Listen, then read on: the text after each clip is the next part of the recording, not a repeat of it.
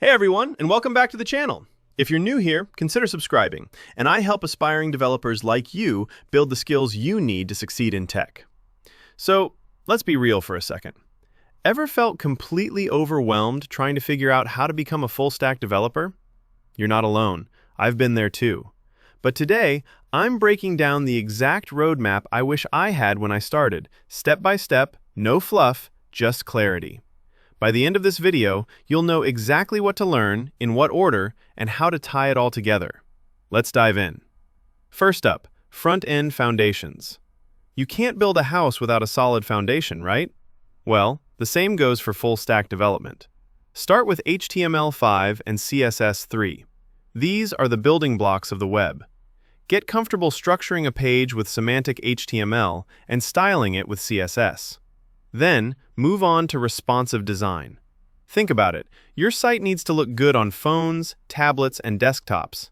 That's where Flexbox and CSS Grid come in. They make layout designs so much easier. Once you've got that down, it's time for modern JavaScript. I'm talking about ES6 and beyond.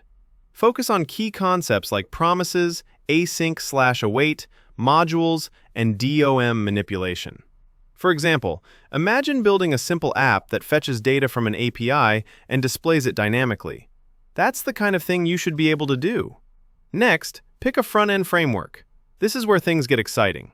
Choose one major framework, React, Vue, or Angular. My recommendation? Start with React because of its huge community and job demand, but honestly, you can't go wrong with any of them. Learn the core concepts, components, routing, and state management. Let's say you're building a to-do app. You'd break it into reusable components, use React Router for navigation, and maybe Redux or Context API to manage state. And don't forget API integration. Connecting your front end to a back end is a game changer. Now, let's talk about back-end development. This is where your app gets its brain. Pick a server-side language like Node.js, Python, Java, or Go. If you're already comfortable with JavaScript, Node.js is a natural choice. Then, learn a framework like Express for Node, Django for Python, or Spring for Java. You'll also need to handle authentication and authorization. JWT and OAuth are the go-to solutions here. And when it comes to API, start with RESTful API, then explore GraphQL. Imagine building an API that lets users log in, fetch their profile, and update their settings.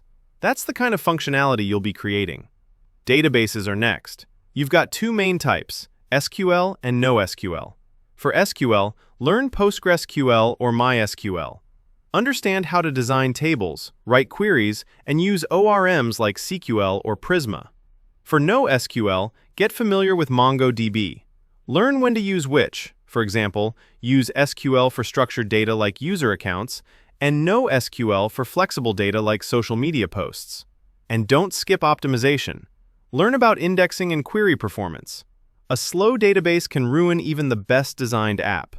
Time for DevOps and deployment. This is what separates hobbyists from professionals. Start with Git and GitHub.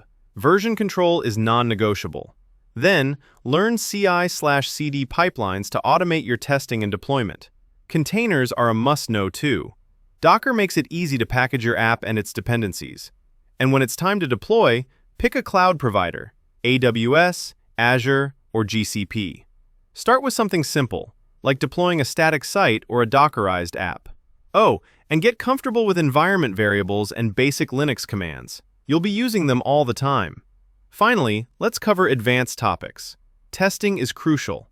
Learn unit testing, integration testing, and end-to-end testing with tools like Jest, Cypress, or Selenium. Security is another big one. Always hash passwords, use HTTPS, and validate user input to prevent common attacks like SQL injection. And as you grow, study design patterns and scalability. How do you structure your code for maintainability? How do you handle thousands of users? These are the questions that will take you to the next level. But here's the most important part. Build real-world projects. Start small, a portfolio site, a CRUD app, then gradually tackle more complex projects. This is where everything clicks. If this roadmap helped you, hit that like button and subscribe for more content like this. I'd love to hear from you. Drop a comment below telling me which phase you're most excited to start. And if you're ready to take the next step, I've put together a free resource with project ideas and learning links. Check it out in the description. Thanks for watching, and remember, every expert was once a beginner. Keep coding, and I'll see you in the next one.